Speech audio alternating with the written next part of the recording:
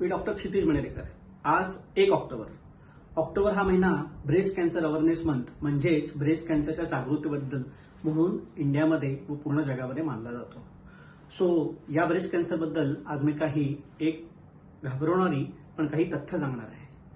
स्त्रियांमध्ये पूर्ण जगामध्ये हा मोस्ट कॉमन म्हणजे सगळ्यात सर्वाधिक होणारा कॅन्सर नंबर 1 आहे. याचबरोबर पूर्ण जगामध्ये कॅन्सर रिलेटेड डेथ म्हणजे कॅन्सरमुळे होणारे जे मृत्यू असतात फिमेलमध्ये त्याच्यामध्ये हे सेकंड मोस्ट कॉमन आहे.